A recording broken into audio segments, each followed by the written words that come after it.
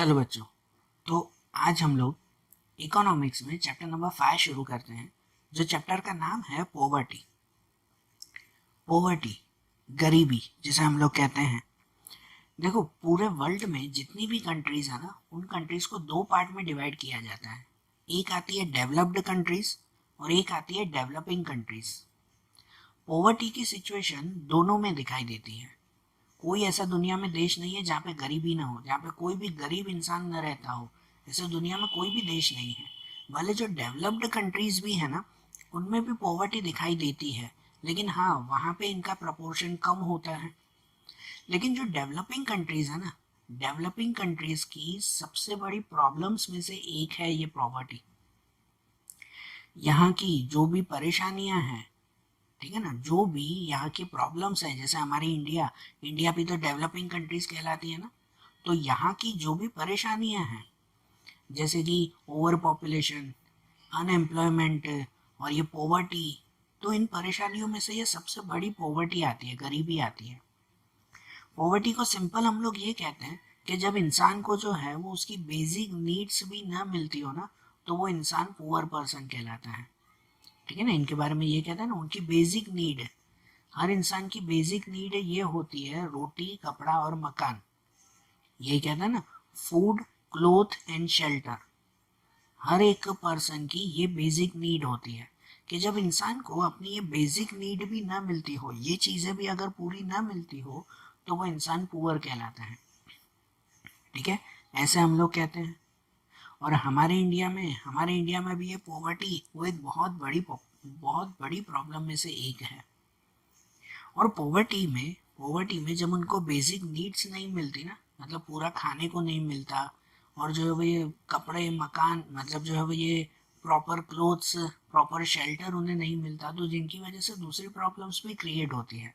अब जैसे उन्हें पूरा फूड ही नहीं मिलता, तो मेल न्यूट्रिशन की वजह से उन्हें फिर दूसरी प्रॉब्लम आती है, मतलब पूरी उन्हें एनर्जी नहीं मिलती, तो ना वो पूरा काम कर पाते हैं, हमेशा बीमार रहते हैं। ये प्रॉब्लम्स भी तो उनमें क्रिएट होती है ना। ठीक है ना, तो ये पॉवर्टी अपने साथ बहुत सारी प्रॉब्लम्स भी लेकर आती है, ऐसा कहते हैं। अब हमें इस चैप्टर में इस पॉवर्टी के बारे में डिटेल में समझना है तो ये सिंपल चैप्टर, कोई वो बड़ा नहीं है, सिर्फ जनरल नॉलेज का चैप्टर है, लेकिन डिटेल में हमें जो है वो टॉपिक समझने हैं। देखो, सबसे पहले हम लोग समझे ना पॉवर्टी में, तो वो पॉवर्टी का मीनिंग समझे। अब पॉवर्टी का मीनिंग जो सिंपल तो मैंने बताया कि जब इंसान को अपने बेसिक नीड्स भी ना मिलती हो, तो वो पॉवर्टी कहलाती है, बरोबर। लेकिन है ना, हर जगह पर हर टाइमिंग के हिसाब से भी पॉवर्टी के मीनिंग बदलते आए हैं। हर कंट्री पॉवर्टी के अपने अपने हिसाब से मीनिंग रखती है। ठीक है ना, अपने अपने हिसाब से मीनिंग रखती है। जैसे जो डेवलप्ड कंट्रीज है ना, जस्ट एग्जांपल दे रहा हूँ कि जो डेवलप्ड कंट्रीज हैं, डेवलप्ड कंट्रीज में पॉवर्टी का सिनेरियो कुछ अलग होता है। मतलब पॉवर्टी जो है वो कुछ अलग तरह से देखी जाती है। वहाँ पे हर किसी को अपनी बेसिक नीड्स तो मिल जाती है, खाना पीना तो आराम से मिल जाता है, लेकिन दूसरी चीज़ें नहीं मिलती, कि जैसे उनकी इनकम कम होती है, या तो फिर उन्हें जो है वो प्रॉपरली जॉब नहीं मिलती, प्रॉपरली रहने के लिए घर नहीं मिलता, तो वो पुअर पर्सन कहलाते हैं। डेवलप्ड कंट्रीज में ऐसा भी माना जाता है, जबकि डेवलपिंग कंट्री, हमारे इंडिया जैसी डेवलपिंग कंट्री, तो इनमें ऐसा माना जाता है ना कि जब उनको पूरा खाना ही न मिलता हो, तो वो पुअर कहलाए। तो हर एक कंट्री अपने अपने हिसाब से पॉवर्टी की डेफिनेशन देती है, और टाइमिंग के हिसाब से भी पॉवर्टी बदलती रहती है। जैसे हमारे इंडिया की बात करो ना, यहाँ देखो, ये जो दो टाइप है, कि हमारे इंडिया की बात करो तो यहाँ पे पॉवर्टी दो टाइप से काउंट होती है। एक होता है पहले ट्रेडिशनल मीनिंग, पुराने, जब जो है वो ये हमें आज़ादी मिली थी, जब हमारा देश आज़ाद हुआ था, उस वक्त का टाइमिंग, तो उस वक्त की पॉवर्टी की डेफिनेशन अलग थी। ट्रेडिशनल मीनिंग ऑफ पॉवर्टी, या उस वक्त की पॉवर्टी को कहते थे इनकम पॉवर्टी। सुनना ध्यान से, ये ट्रेडिशनल मीनिंग, उस वक्त का टाइमिंग, तो उस वक्त पॉवर्टी को सिर्फ इनकम के हिसाब से देखा जाता था। गवर्नमेंट जो है वो एक पॉवर्टी लाइन तैयार करते, पॉवर्टी लाइन मतलब कि एक इनकम डिसाइड करते कि यार जिसकी भी इससे कम इनकम हुई ना, तो मतलब वो पर्सन पुअर कहलाया। भाई सपोज गवर्नमेंट ने ऐसे डिसाइड किया कि महीने के 100 रुपए की इनकम, उस वक्त तो ये भी बहुत ज़्यादा थी, लेकिन भाई महीने के 100 रुपए, तो जिसके भी महीने के 100 रुपए से कम की इनकम हुई तो मतलब वो पुअर कहलाया। तब उस वक्त ये ट्रेडिशनल मीनिंग कहलाया। सिर्फ पॉवर्टी इनकम के अकॉर्डिंग काउंट की जाती थी, इनकम, और दूसरा उसमें एक चीज ऐड की जाती थी, वो था फूड। ठीक है ना, इनकम एंड फूड इनके अकॉर्डिंग, कि भाई जिनको जो है वो पूरा खाना नहीं मिल रहा है दिन में, जैसे जो है वो ये 3 वक्त का या 2 वक्त का खाना चाहिए होता हो, तो जिसको ये 2 वक्त का खाना भी पूरा नहीं मिल रहा है तो मतलब वो पर्सन पुअर कहलाया, ऐसे मानते थे। ये ट्रेडिशनल मीनिंग कहलाया। ठीक है, लेकिन फिर जब टाइम चेंज हुआ ना, पूरे वर्ल्ड के साथ हमारी कंपैरिजन होती रही। ये तो ट्रेडिशनल मीनिंग तो जब हमें आज़ादी मिली समझो उस वक्त का टाइमिंग का हो, लेकिन फिर उसके आगे जब जैसे जैसे टाइम चेंज होता गया तो ये पॉवर्टी का मीनिंग बदलता गया। फिर पॉवर्टी के बारे में ये कहते, ये जो है वो शुरू करने लगे कि poverty is not only a situation of starvation. Poverty मतलब सिर्फ स्टैर्वेशन नहीं कहलाता, स्टैर्वेशन मतलब कहलाता है भूखमरी, कि सिर्फ फूड के ऊपर और सिर्फ इनकम के ऊपर पॉवर्टी काउंट होती नहीं है। उस पॉवर्टी में इसके अलावा भी बहुत सारे फैक्टर्स आते हैं, सिर्फ यही फैक्टर नहीं आते। इसकी वजह से पॉवर्टी का दूसरा मीनिंग बना, वो बना modern meaning. Modern meaning of poverty, या उसे कहते थे नॉन इनकम पॉवर्टी। ये इनकम ना, उसमें नॉन इनकम। इस नॉन इनकम में इनकम तो काउंट होती ही थी, लेकिन इसके अलावा भी दूसरी चीज़ें भी काउंट करने लगे। मतलब उन्होंने मॉडर्न टाइमिंग में जो भी बड़े बड़े इकोनॉमिक्स थे ना, उन्होंने ये कहा, सिर्फ इंडिया के लिए नहीं लेकिन पूरे वर्ल्ड के लिए ये कहा गया कि पॉवर्टी को सिर्फ इनकम और सिर्फ फूड के ज़रिए मेज़र नहीं करना चाहिए। पॉवर्टी को मेज़र करने के दूसरे भी बहुत सारी चीज़ें हैं। जैसे एक एग्जांपल, पहले एक एग्जांपल देता हूँ फिर इनके थ्रू समझाऊँ। कि जैसे एक एग्जांपल आता है कि जैसे अगर कोई रिच पर्सन होता है ना, तो रिच पर्सन को हर काम करने के लिए अलग अलग अपॉर्चुनिटीज़ मिलती है कि वो खुद को आगे प्रूव कर सके, खुद को आगे बढ़ा सके। कोई रिच पर्सन है तो वो अच्छी स्कूल में पढ़ेगा, उसके पास पैसे होंगे, वो आगे चलकर अपना नया बिजनेस शुरू कर पाएगा। ये उसे अपॉर्चुनिटीज़, उसे मौके मिलते रहते हैं ना रिच पर्सन को। लेकिन पुअर पर्सन को ये मौके मिलते हैं क्या? पुअर पर्सन जो भी गरीब हैं उन्हें यही इच्छा होती है, उनकी खुद की इच्छा होती है कि हम तो पूरी ज़िंदगी गरीब रहेंगे, मज़ा आता है। क्या उनको खुद की ऐसी इच्छा होती है? नहीं ना। लेकिन क्यों बना, उन्हें अपॉर्चुनिटीज़ नहीं मिलती, ना उन्हें अच्छी पढ़ाई लिखाई मिलती है, ना आगे चलकर उनको इतने अच्छे पैसे मिलते हैं कि भाई वो खुद अपना बिजनेस शुरू करके खुद को बढ़ा सकें, अपनी पॉवर्टी खुद दूर कर सकें। कभी कोई बैंक इन लोगों को लोन देती है कि हाँ भाई आप जो है वो अपना बिजनेस शुरू करो और जो है वो अपनी पॉवर्टी दूर करो? ऐसे पुअर पर्सन को कोई बैंक लोन देती है? नहीं देती ना। बैंक भी लोन सिर्फ रिच पर्सन को देती है। तो उन्हें इतनी सारी अपॉर्चुनिटीज मिलती है, इन्हें नहीं मिलती। तो ये भी तो पॉवर्टी में काउंट होना चाहिए ना। पॉवर्टी खाली इनकम क्यों काउंट करते हैं? ठीक है, तो इसलिए मॉडर्न मीनिंग में इनकम के साथ साथ दूसरे फैक्टर भी इंक्लूड किए गए, कि जैसे कि इनकम के साथ साथ knowledge, education, long and healthy life. जो रिच पर्सन होते हैं वो अपना इलाज खुद कर सकते हैं, अच्छा खासा खाना खाते हैं तो उनकी हेल्दी लाइफ होती है, जबकि पुअर पर्सन की नहीं। ये भी काउंट होता है कि जिनकी हेल्दी लाइफ नहीं है तो वो भी एक तरह से पुअर कहलाए, ऐसा माना जाए ना। गुड स्टैंडर्ड ऑफ लिविंग, जिनका स्टैंडर्ड ऑफ लिविंग अच्छा है तो वो रिच, जिनका स्टैंडर्ड ऑफ लिविंग भी अगर लो है, बहुत लो है, तो वो पुअर कहलाए। इंडिविजुअल फ्रीडम, हर एक को काम करने की आज़ादी। रिच पर्सन को इंडिविजुअल फ्रीडम अच्छी तरह से मिलता है, जबकि जो पुअर पर्सन होते हैं ना उन्हें कितनी जगह पर इंडिविजुअल फ्रीडम भी नहीं मिलता कि वो अपने हिसाब से काम कर सकें, अपने हिसाब से कुछ वर्क कर सकें, पढ़ाई कर सकें। ऐसे उन्हें इंडिविजुअल फ्रीडम भी नहीं मिलता है। अपॉर्चुनिटीज़, जो मैंने अभी बताया कि अपॉर्चुनिटीज़, मौके मिलते हैं, रिच पर्सन को इतने मौके मिलते हैं, पुअर पर्सन को नहीं मिलते। तो इनके अकॉर्डिंग भी ये पॉवर्टी काउंट होनी चाहिए। तो पहले के टाइम में जो सिर्फ इनकम पॉवर्टी चलती थी ना ट्रेडिशनल मीनिंग में, मॉडर्न मीनिंग में ये चेंजेस हुआ है। और सिर्फ इंडिया में नहीं लेकिन पूरे वर्ल्ड में ये मॉडर्न मीनिंग अपनाया गया। आगे चलकर यूनाइटेड नेशंस ने भी HDI शुरू किया। HDI आपने आगे पढ़ा था, ह्यूमन डेवलपमेंट इंडेक्स। HDI शुरू किया है कि इसके अकॉर्डिंग अब जो पॉवर्टी काउंट होती है ना, तो पॉवर्टी काउंट करने के लिए सिर्फ इनकम नहीं लेकिन दूसरी चीज़ें भी काउंट की जाती है, जैसे कि knowledge, health, standard of living, ये चीज़ें भी अब पॉवर्टी में काउंट होती हैं। समझे? तो हम लोग भले ही जो है वो ऐसे कहते हो कि पॉवर्टी मतलब कि जब जो कोई इंसान को उसकी बेसिक नीड भी न मिलती हो तो वो पॉवर्टी कहलाई, बात सही है। लेकिन इसके अलावा भी पॉवर्टी के दूसरे मीनिंग्स भी निकलते हैं कि पॉवर्टी को health, standard of living, opportunities और जो है वो इंडिविजुअल फ्रीडम, इन सब के हिसाब से भी माना जाता है पॉवर्टी को।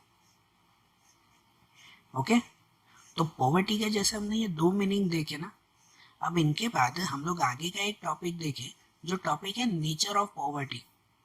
नेचर मतलब समझो टाइप्स ऑफ पॉवर्टी, कि पॉवर्टी के कितने टाइप्स आते हैं। तो कहते हैं उनके नेचर के हिसाब से या टाइप्स के अकॉर्डिंग इकोनॉमिक्स ने पॉवर्टी को दो पार्ट में डिवाइड किया है। एक आता है एब्सोल्यूट पॉवर्टी और एक आता है रिलेटिव पॉवर्टी। सिंपल और शॉर्ट में ऐसा कहते हैं, एब्सोल्यूट पॉवर्टी मतलब रियल पॉवर्टी कहलाती है, रियल पॉवर्टी। इस पॉवर्टी में गवर्नमेंट एक बेसिक लाइन क्रिएट करती है जिसे पॉवर्टी लाइन कहते हैं, ठीक है ना, पॉवर्टी लाइन कहा जाता है। गवर्नमेंट एक लिमिट तैयार करती है, उस लिमिट के अंडर जो भी आते हो ना, उस लिमिट के नीचे जो भी हो ना, तो वो सब पर्सन पुअर कहलाते हैं। तो ये रियल पॉवर्टी कहलाती है जिसे कहते हैं एब्सोल्यूट पॉवर्टी। और रिलेटिव पॉवर्टी होती है ना, रिलेटिव पॉवर्टी मतलब कि दूसरों की कंपैरिजन करते वक्त जो पॉवर्टी हम लोग काउंट करें तो वो रिलेटिव पॉवर्टी। तो पॉवर्टी के ये दो टाइप्स कहलाए, हम लोग एक एक करके समझें। सबसे पहले एब्सोल्यूट पॉवर्टी, जैसे मैंने पहले ही बताया, यहाँ सुनना, ये तो सिर्फ जो पॉइंट्स है ना इसके पहले बातें सुनना, ठीक है। फिर ये जो मैंने टेबल रखे हुए हैं वो टेबल समझते हैं, पहले सुनो ध्यान से। एब्सोल्यूट पॉवर्टी वो कहते हैं कि जब रियली इंसान को जो भी पहले ज़रूरी चीज़ें हो, जो उसकी बेसिक नीड्स हो, वो बेसिक नीड्स उन्हें पूरी मिल रही है या नहीं, उसके हिसाब से जो पॉवर्टी काउंट करते हैं वो एब्सोल्यूट पॉवर्टी कहलाती है, ठीक है। ये एब्सोल्यूट पॉवर्टी को रियल पॉवर्टी भी कहते हैं, कंप्लीट पॉवर्टी भी कहते हैं, एब्सोल्यूट पॉवर्टी के ही दूसरे नाम। इस एब्सोल्यूट पॉवर्टी के अकॉर्डिंग जैसे पहले भी बताया कि गवर्नमेंट एक पॉवर्टी लाइन क्रिएट करती है हर चीज़ के ऊपर, ठीक है, बेसिक नीड्स के अकॉर्डिंग पॉवर्टी लाइन क्रिएट करती है। कि जैसे सरकार ने नक्की किया हो कि भाई महीने के 100 रुपये, जैसे पहले एग्जाम्पल दिया कि महीने के 100 रुपये जिसकी इनकम हो, और 100 रुपये से कम जिसकी जिसकी इनकम हुई ना, तो वो पर्सन पुअर कहलाए, ठीक है। एब्सोल्यूट पॉवर्टी में ऐसे काउंट होता है। अब एब्सोल्यूट पॉवर्टी में जैसे अगर जब हमें आज़ादी मिली थी उस वक्त की बात करें, ठीक है, उस वक्त की अगर बात करें तो 1960-70 के बीच में, 1960-70 उसके बीच में जो है वो हमारे यहाँ पर जो भी अमाउंट फिक्स हुई थी ना, जो क्या कहते पॉवर्टी लाइन बनी थी उसके हिसाब से जो है वो 1960 में पर मंथ 15 रुपीज़ सैलरी वो अर्बन एरियाज की, सॉरी रूरल एरियाज की, रूरल मतलब गांव में, और अर्बन एरिया की 22.50 रुपीज़ पर मंथ। सोचो उस वक्त की कंडीशन, मतलब उस वक्त रियली ऐसी कंडीशन थी कि 1960 के आसपास, अभी तो 2020 चल रहा है, 1960 आज से 60 साल पहले, तब उस वक्त गवर्नमेंट ने नक्की किया था कि रूरल मतलब कि गांव के एरिया में उनकी मिनिमम महीने की पगार 15 रुपये खाली होनी चाहिए। महीने की कितनी? 15 रुपये की पगार, ठीक है। तो जिसकी मंथली 15 रुपीज से भी कम की सैलरी हो ना, तो वो पर्सन पुअर कहलाता था। ये पॉवर्टी लाइन उन्होंने फिक्स की थी उस वक्त।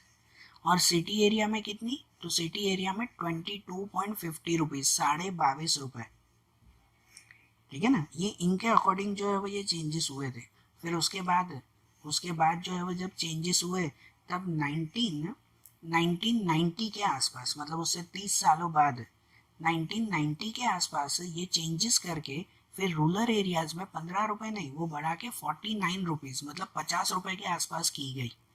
1990 में भी जिनकी मंथली सैलरी 50 रुपीज़ के आसपास हो, 50 से ज़्यादा जिसकी सैलरी हो ना तो वो पुअर नहीं कहलाए, 50 से कम जिसकी सैलरी हो वो पुअर कहलाते हैं।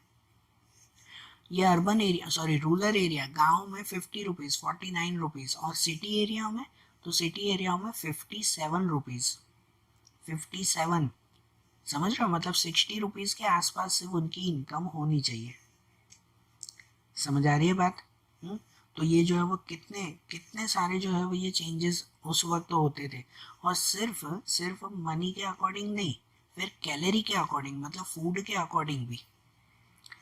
तो उस वक्त 1960 के आसपास वो ऐसा कहते थे कि जिस पर्सन को रोज के daily per day rural area में 2400 कैलोरीज मिले, रूरल एरिया में कितनी 2400 कैलोरीज, और जो है वो अर्बन एरिया में 2100 कैलोरीज मिले ना, तो वो पर्सन पुअर नहीं कहलाया। जिनको पूरे दिन में इतनी कैलोरी भी अगर नहीं मिलते हो तो वो पर्सन पुअर कहलाता है। ये 2400 और 2100 की कैलोरी अगर आपको समझाओ ना, अप्रॉक्सीमेट अंदाजा सिर्फ दे रहा हूँ, तो आप लोग जो एक वक्त का खाना खाते हो ना, दिन के समय में अगर आपने खाना खाया, 2 चपाटी ली, थोड़े से चावल, एक सब्जी, कुछ सलाद या कुछ भी जो भी चीज़ें आपने ली है, तो इसमें आपकी कैलोरी जो है वो 2100 से काफ़ी ऊपर पहुंच जाती है सिर्फ एक वक्त के खाने में। तब उस वक्त ये पॉवर्टी लाइन फिक्स हुई थी कि जिनकी जिनकी पर डे कैलोरी 2100 से कम होना, तो वो पर्सन पुअर कहलाया। ठीक है, तो ऐसे ही पॉवर्टी लाइन फिक्स करते थे एब्सोल्यूट पॉवर्टी में। लेकिन उस वक्त जो ये पॉवर्टी लाइन फिक्स होती थी ना, ये फिक्स होती थी ना, तो उसमें बहुत सारी लिमिटेशंस थी, क्योंकि इतनी कम जो है भैया इनकम, महीने के 50 रुपए, तो ऐसे ऐसी बहुत सारी लिमिटेशंस थी। इस पॉवर्टी लाइन को उस वक्त कहा जाता था स्टैरवेशन लाइन। स्टैरवेशन लाइन मतलब कि भूखमरी की लाइन, कि इतनी कम, पता है ये सरकार इतनी कम इनकम क्यों रखते थे, क्योंकि जिससे है ना हमारी कंट्री में पॉवर्टी के नंबर्स कम मिले, पॉवर्टी के नंबर्स कम मिले इसीलिए। अब इमेजिन करो, सुनना ध्यान से, अगर इमेजिन करो, अगर सरकार ने ऐसा रखा कि जिसकी इनकम जो है वो महीने के 50 रुपए से कम हो, अब 50 रुपए से कम वाले तो बहुत कम लोग होंगे ना, ठीक है ना, ज़्यादातर लोगों की इनकम महीने की 50 रुपए से ज़्यादा ही होगी, तो जिससे जो है वो पूरी दुनिया में क्या बता सके, पता है कि हमारे यहाँ पर पॉवर्टी कम है। समझ रहे हो, हमारे यहाँ पर पॉवर्टी कम है ऐसा, बरोबर। अगर वो ऐसा रखते हैं कि भाई महीने की 100 रुपए से कम, तो 100 रुपए से कम वाले शायद बहुत सारे लोग निकल आते, तो पूरी दुनिया में क्या पता चलता कि हमारे यहाँ पे पॉवर्टी बहुत ज़्यादा है। ठीक है, तो पूरी दुनिया को दिखाने के लिए, ये पॉवर्टी के नंबर्स कम बताने के लिए गवर्नमेंट जो है वो पॉवर्टी लाइन बहुत लो रखते थे, बहुत कम रखी जाती थी। ठीक है, ये काफ़ी लिमिटेशंस थी उस वक्त। कि आपके, पता है, एक जस्ट एग्जांपल दे रहा हूँ, आपके क्लास में, स्कूल में भी कितनी बार ऐसा होता है, स्कूल में भी ऐसा होता है कि भाई जैसे जो है वो, अगर आपका जैसे मिनिमम मार्क्स कितने दिए जाते हैं कि भाई पासिंग मार्क्स अगर चाहिए तो 100 में से 35 से नीचे जो भी आए तो वो फेल। तो वो 35 से कम वाले शायद कम लोग होंगे ना, कुछ ही लोग होंगे जिनके 35 से कम मार्क्स आते हो। अगर जो है वो टीचर ऐसा रूल बना दे कि जिसके 50 से कम आ जाए वो फेल, तो कितने ज़्यादा लोग हो जाएंगे, होंगे कि नहीं, स्टूडेंट बढ़ जाएंगे ना यार। वो तो ऐसे तो बहुत लोग हैं जिनके 50 से कम मार्क्स आए हैं, स्टूडेंट बढ़ जाएंगे कि नहीं। समझ आ रही है बात? तो अगर स्टूडेंट बढ़ गए कि यार ये तो बहुत लोग फेल हो रहे हैं, तो क्लास का नाम सब में खराब हो जाएगा ना। ऐसा ही इंडिया के साथ पहले होता था कि हमारे इंडिया का नाम हर जगह पर खराब हो ना होना, तो इसकी वजह से ये पॉवर्टी लाइन एकदम कम रखते थे, भाई पूरी दुनिया को पता सके कि हमारे यहाँ पर गरीबी बहुत कम है, लेकिन एक्चुअल तो बहुत थी। और इसकी वजह से इन लिमिटेशंस को दूर करने के लिए ना, इन लिमिटेशंस को दूर करने के लिए 2009 में प्रोफेसर सुरेश तेंदुलकर के अंडर, ये नाम सुनना, 2009 में प्रोफेसर सुरेश तेंदुलकर, इनके अंडर ये पॉवर्टी में कुछ चेंजेस किए गए, पॉवर्टी लाइन में कुछ चेंजेस किए गए। ठीक है, और उन चेंजेस के हिसाब से जो है वो फिर नई पॉवर्टी लाइन 2011-12 में तैयार हुई। नई पॉवर्टी लाइन कब तैयार हुई? 2011-12 में। और 2011-12 के हिसाब से फिर जो चेंजेस आए ना, तो उसके हिसाब से रूरल एरिया में, मतलब गांव में, हर मंथली इनकम वो 816 रुपीज़ हुई। महीने की कितनी 816 रुपये इनकम 2011-12 में। और जो है वो 2011-12 में ही शहर की इनकम मंथली इनकम 1000 रुपीज़ हुई। मतलब महीने के 1000 रुपये जो है वो जिसकी इनकम होना, तो वो पुअर पर्सन कहलाया नहीं। ऐसा समझ आ रही है बात? और उनके हिसाब से भी अगर हम लोग हमारे यहाँ की पॉवर्टी देखें ना, तो पॉवर्टी ऐसी थी जो ये टेबल में दिया हुआ है 2004-05 और 2011-12 की। ये नंबर्स याद रखना बेटा, इसलिए मैंने ये नंबर्स ही बताया। बाकी की इन्फॉर्मेशन अगर आपको एग्जाम में पूछे भी तो आप बनाकर भी लिख सकते हो, लेकिन ये नंबर्स आपको खुद लिखने हैं, ठीक है? तो इसलिए ये नंबर्स जो है वो ध्यान देना कि देखो इनके अकॉर्डिंग कि रूरल एरिया में 2004 में, रूरल मतलब गांव के एरिया में, विलेज एरिया में 2004-05 में 41% पुअर पर्सन थे। पॉवर्टी कितनी थी 41%, जो कम होकर 2011-12 में 25.7% हुई। और अर्बन एरिया में मतलब सिटी एरिया में अगर कहा जाए तो रूरल एरिया में जो है 2004-05 में 25% जो है वो पॉवर्टी थी अर्बन एरिया में, ठीक है, जो कम होकर 2011-12 में 13.7 हुई। तो इससे पता चल रहा है कि हाँ भाई सरकार काम तो कर रही है, पॉवर्टी दूर करने के लिए बहुत सारे काम किए जाते हैं। टोटल अगर करें ओवरऑल पूरे इंडिया की पॉवर्टी देखो ना, तो 2004-05 में पॉवर्टी 37% थी, जो कम होके 11-12 में 21% हो गई, ठीक है। 21%, ये भी बहुत बड़ा नंबर है। 21% पर लोग आज भी यहाँ पर पुअर हैं 11-12 में।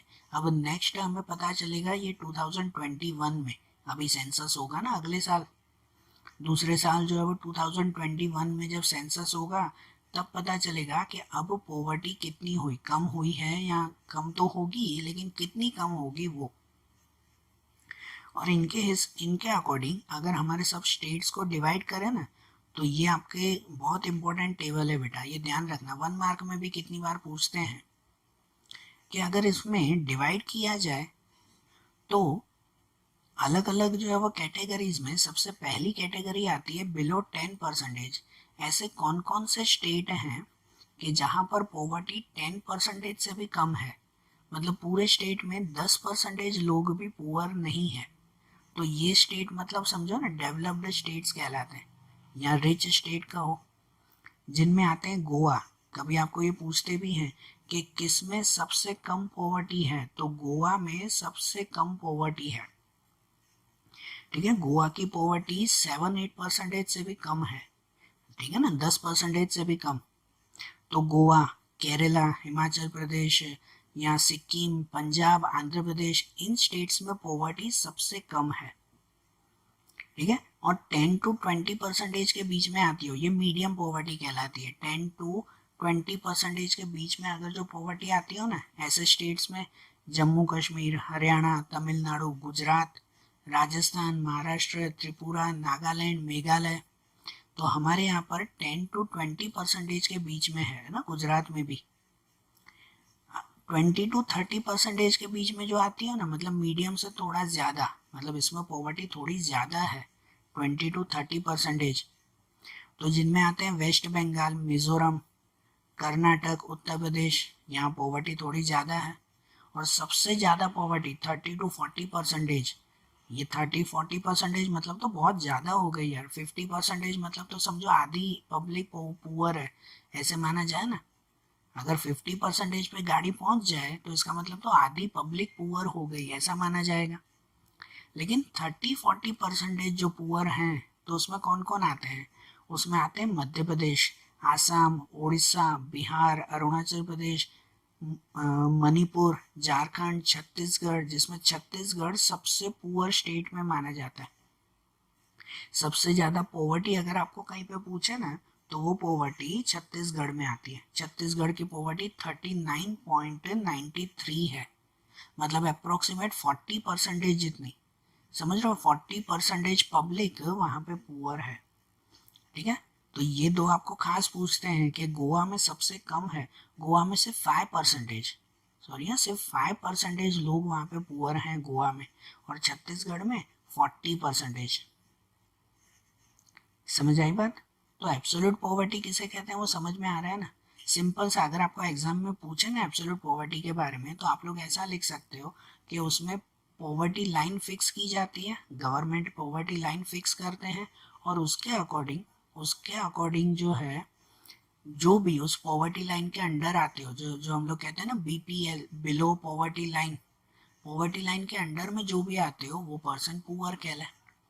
ये एब्सोल्यूट पॉवर्टी रियल पॉवर्टी कहलाती है, ठीक है ना। और उनमें ये टेबल के थ्रू समझाना, पहले कितनी परसेंटेज थी, अब कितनी हुई, कौन कौन से स्टेट्स पुअर हैं। और एब्सोल्यूट पॉवर्टी के बाद दूसरा टाइप आता है, वो आता है रिलेटिव पॉवर्टी। रिलेटिव पॉवर्टी में है ना, इसमें ये रियल पॉवर्टी नहीं कहलाती, ये सिर्फ कंपैरिजन कहलाई। गवर्नमेंट इस पॉवर्टी का यूज करती नहीं है, ठीक है, इनके अकॉर्डिंग यूज नहीं किया जाता है, ये सिर्फ क्या कहलाया, कंपैरिजन कहलाई। हमारे यहाँ पर आप लोगों को पता है, हमारे यहाँ पर जो है वो इस मनी के अकॉर्डिंग या समझो पॉवर्टी के अकॉर्डिंग अलग अलग क्लास बन जाते हैं सोसाइटी में, और एक तरह की कंपैरिजन शुरू हो जाती है। जैसे हम लोग ही आसपास की सोसाइटी में कहते हैं कि ये तो बहुत रिच है, समझ रहे हो, एक रिच। फिर एक आते हैं भाई ये तो मिडिल क्लास लोग हैं, मिडिल क्लास। फिर एक आते हैं तो वो कहलाता है ये तो बहुत पुअर हैं। फिर एक आते हैं वो आते हैं अपर मिडिल क्लास, एक आता है लोअर मिडिल क्लास। तो ऐसे अलग अलग क्लास हमारी सोसाइटी में बन जाते हैं, और हर कोई फिर एक दूसरे से कंपैरिजन करने लगता है। तो ऐसी जो कंपैरेटिव पॉवर्टी होती है ना, एक दूसरे की कंपैरिजन करके जो मिलती है, वो ये रिलेटिव पॉवर्टी। सरकार इनका यूज नहीं करती, लेकिन सोसाइटी में इस तरह की पॉवर्टी क्रिएट हो जाती है। जिसको समझने के लिए एक बहुत अच्छा यहाँ पे एग्जाम्पल दिया हुआ है आपकी टेक्स्ट बुक में भी, ये टेबल के साथ, ठीक है ना। ये एग्जाम्पल के लिए है कि सपोज जो है वो अगर कोई ग्रुप 1 मतलब कुछ लोग हैं, एक ग्रुप 1 मतलब कुछ ग्रुप के लोग, कुछ ऐसे लोग हैं जिनकी इनकम है ना 0 to 30,000 रुपीज़ है, मतलब 0 से 30,000 तक। अब 30,000 जिसकी इनकम हुई, मतलब ये तो पॉवर्टी लाइन से तो ऊपर है। सरकार की नज़र में ये पुअर नहीं कहलाए। सरकार की नज़र में तो क्या कहते हैं पता है भाई, महीने के खाली 1,000 रुपए, तो वो पुअर, महीने के 1,000 रुपए से ज़्यादा हो तो वो पुअर नहीं कहलाए। अब 30,000 जिसकी इनकम हो तो वो तो पुअर बिल्कुल नहीं कहलाएंगे ना। गवर्नमेंट की नज़र में ये पुअर नहीं है, ठीक है। 0 to 30 तक जिनकी अगर इनकम हो तो। अब समझो कोई दूसरा ग्रुप है, सेकेंड ग्रुप है, और यहाँ सेकेंड ग्रुप में जो है वो उनकी इनकम 30,000 to 1,00,000 रुपीज़ है, 30,000 से 1,00,000 के बीच में जिनकी इनकम आती हो। अब अगर अगर इसकी कंपैरिजन आप इसके साथ करो ना, तो मतलब ये जो पहला ग्रुप है ना, ये पहला ग्रुप वो दूसरे के सामने तो पुअर हो गया। दूसरे की कंपैरिजन में पहला ग्रुप क्या कहलाया, पुअर कहलाया ना। भाई दूसरे ग्रुप में उसकी इनकम तो 1,00,000 के आसपास है, और उसकी इनकम तो खाली 30,000 रुपये पहले, तो वो क्या कहलाया, पुअर हो गया ना। अगर तीसरे ग्रुप की बात करें ना, तो तीसरे ग्रुप में इनकम वो 1,00,000 से 3,00,000 के बीच में है, मतलब इसकी कंपैरिजन करो ना तो इस थर्ड ग्रुप के सामने ये दोनों ग्रुप वाले पुअर है ना, इनके सामने तो ये दोनों ही पुअर कहलाए। जिसकी इनकम जो है वो 3,00,000 रुपए हो, तो वो 30,000 कमाने वाले या 1,00,000 कमाने वाले को क्या कहेगा कि नहीं नहीं ये तो मुझसे गरीब है। समझ आ रही है ना। अगर ग्रुप 4 की बात करें कि जिसकी इनकम 3,00,000 से 10,00,000 के बीच में हो, अब जिसकी इनकम इन महीने की 10,00,000 रुपए हो, तो उसके कंपैरिजन में तो ये पहले के तीनों ग्रुप पुअर हो गए। समझ रहे हो, कि जो 1,00,000 कमाने वाला है और 3,00,000 कमाने वाला भी पुअर। अब 3,00,000 कमाने वाला तो अच्छी खासी जिंदगी जीता होगा, लेकिन फिर भी उसके कंपैरिजन में ग्रुप 4 के सामने तो वो पुअर ही कहलाया ना, बरोबर ना। और अगर ग्रुप 5 की बात करें जिसकी इनकम 10,00,000 से ऊपर हो, 10,00,000 एंड अबव, तो उसके सामने ये चारों ही पुअर कहलाए, है कि नहीं। चारों के चारों उसके सामने तो पुअर कहलाए ना।